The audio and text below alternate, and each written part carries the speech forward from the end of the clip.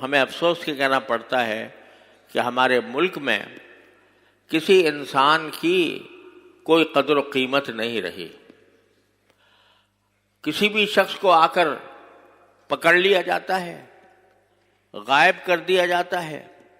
لاپتہ ہو جاتا ہے، اور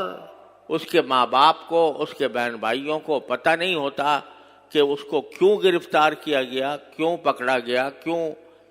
اس کو ہم سے دور کیا گیا. ان کو پتہ نشان بھی نہیں ہوتا. اگر کسی شخص کو کسی جرم میں گرفتار کیا جائے تو اس میں شریعت کا بھی قاعدہ یہ ہے اور قانون کا تقاضا بھی یہ ہے کہ اس کو اوپر مقدمہ چلایا جائے، اس کے بارے میں تفتیش کی جائے، علی الاعلان اس کے مقدمہ چلا کر اس کو ثابت کیا جائے کہ اس نے فلاں جرم کیا ہے اور اس لیے اس جرم کی وجہ سے اس کو سزا دینی ہے. لیکن مقدمہ چلائے بغیر اور کسی کا جرم ثابت کیے بغیر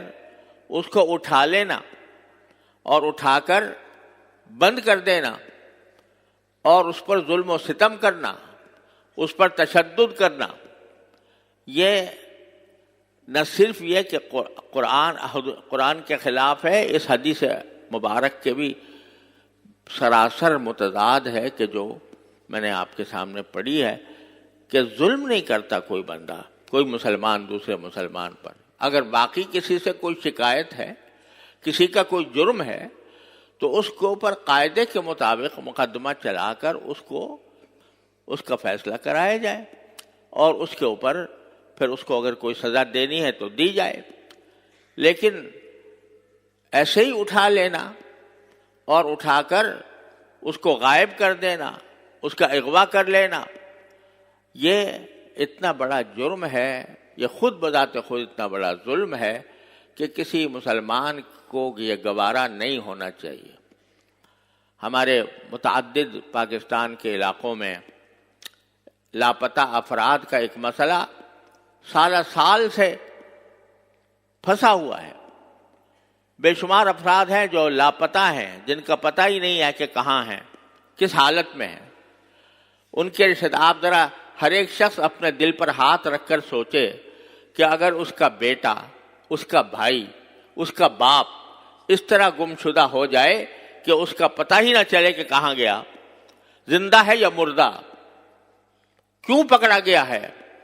یہ پتہ ہی نہ ہو تو اس کے دل پر کیا گزرے گی. لیکن یہ ایک عام چلن ہوتا جا رہا ہے، خاص طور پر پاکستان کے بعض علاقوں میں یہ ظلم ہو رہا ہے. اس ظلم کے تدارک کے لیے کوئی آواز اٹھاتا ہے تو وہ بھی اس ظلم کا شکار ہو جاتا ہے. تو جہاں بھائی ہم کہاں چلے گئے، رسول کریم سرور عالم صلی اللہ علیہ وسلم کے ارشادات سے کتنی دور چلے گئے کہ آپ تو یہ فرما رہے ہیں کہ مومن کا بھائی ہے، اس پر ظلم نہیں کرتا. ٹھیک ہے،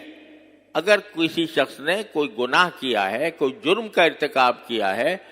تو بے شک اس کو سزا دینے کا حق حاصل ہے، لیکن شریعت کے دائرے میں رہ کر، قانون کے دائرے میں رہ کر اس پر مقدمہ چلا کر اس کو اچانک کوئی شخص کسی دوسرے کو کہہ دے کہ تم چور ہو اور چور ہونے کی وجہ سے ہم تمہارے ہاتھ کاٹیں گے، یا چونکہ چور ہو لہذا تمہیں گرفتار کریں گے، اس کا نہ کوئی جواز شریعت میں ہے نہ موجودہ قانون کے اندر ہے. لہذا یہ لیکن ہمارا معاشرہ ہے کہ اس ظلم کا شکار ہے.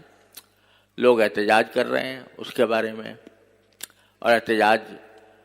کی شنوائی نہیں ہوتی. خود احتجاج کرنے والوں پر بعض اوقات ظلم ہو جاتا ہے. حقیقت ایسی ہے، معاملہ اتنا الجھ گیا ہے کہ یہ سمجھنا بھی آسان نہیں ہے کہ کون حق پر ہے کون باطل پر ہے، اور پتہ نہیں چلتا کہ کیونکہ ایسی تحریکیں ہمارے ملک میں چل رہی ہیں جو بعض اوقات اسلام کے نام پر ہوتی ہیں، بعض اوقات قومیت کے نام پر ہوتی ہیں، کہ جو ملک کو ٹکڑے کرنا چاہتی ہیں اور ملک کے حصے بکھرے کر کے ہمارے دشمنوں کو فائدہ پہنچانا چاہتی ہیں۔ جب سے پاکستان قائم ہوا تو پاکستان کے 2 جرم ہیں ہمارے دشمنوں کی نگاہ میں۔ ایک جرم یہ ہے کہ وہ اسلام کے نام پر بنا،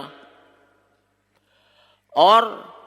ساری مغربی طاقتیں اور ہمارے دشمن کوئی اس بات کو گوارا نہیں کر سکتا تھا کہ کوئی ملک اسلام کے نام پر قائم ہو اور اسلام کی بالادستی کو اس میں تسلیم کیا جائے، لہذا روز اول سے اس کے خلاف دشمنی جاری ہے۔ پھر دوسرا جرم ہمارے پاکستان کا یہ ہے کہ وہ ایٹمی طاقت بن گیا، اور مغربی طاقتیں نہیں چاہتی تھیں کہ پاکستان یا کوئی بھی اسلامی ملک ایٹمی طاقت کا رکھنے والا ہو۔ ان 2 وجہ سے ہمارا ملک طرح طرح کی سازشوں کا شکار ہے۔ ہمیں آپس میں لڑانے کے منصوبے تیار کیے جا رہے ہیں، کبھی قومیت کے نام پر، کبھی خود اسلام کے نام پر، کہ بھئی یہاں اسلام، چونکہ اسلام کے لیے قائم ہوا تھا، اسلام یہاں پر ابھی تک پوری طرح نافذ نہیں ہوا، لہذا ہم اس کے خلاف جہاد کریں گے، ہم اس کے خلاف لڑائی کریں گے، جنگ کریں گے۔ یہ تصور لوگوں کے اندر بٹھا دیا گیا۔ اب ایک طرف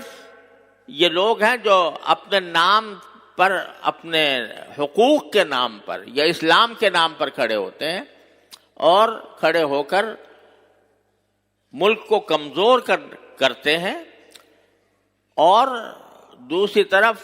وہ لوگ ہیں جو کسی امتیاز کے بغیر، جس پر ذرا شبہ ہو گیا کہ یہ ان 2 پاکستان دشمن تحریکوں کے خلاف کا حامی ہے، اس کو دیکھے بغیر اس کو اٹھا کر لے گئے اور اس کو ایسی جگہ پہنچا دیا جہاں کسی دوسرے کو ان کا کچھ پتہ ہی نہیں چلتا کہ اس کو کہاں گیا۔ تو اجتماعی سطح پر یہ حال ہے۔ ہمارا پورا معاشرہ ظلم و ستم کا شکار ہے، جیسے میں نے عرض کیا، انفرادی سطح پر بھی اور اجتماعی سطح پر بھی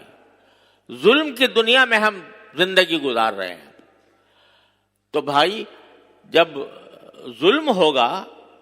تو پھر ظلم کا نتیجہ تو کبھی بھی صلاح و فلاح نہیں ہو سکتا۔ نبی کریم سرورت عالم صلی اللہ علیہ وسلم نے یہ جو ارشاد فرمایا کہ مسلمان کا بھائی ہے، وہ دوسرے پر ظلم نہیں کرتا کسی بھی طریقے سے۔ تو خدا کے لیے اس بات کو ہم سمجھیں کہ اپنے معاشرے کے اندر جو ظلم کی کارروائیاں ہو رہی ہیں، ان ظلم کی کارروائیوں کو بند کریں، ایک دوسرے کو سمجھانے کی کوشش کریں، افہام و تفہیم سے، محبت سے، پیار سے لوگوں کو اس ظلم سے باز رہنے کی تلقین کریں، اور جو بات اخلاص کے ساتھ اللہ تعالیٰ کی رضا جوئی کے لیے کہی جاتی ہے، اللہ تعالیٰ کے فضل و کرم سے وہ بے اثر نہیں ہوتی۔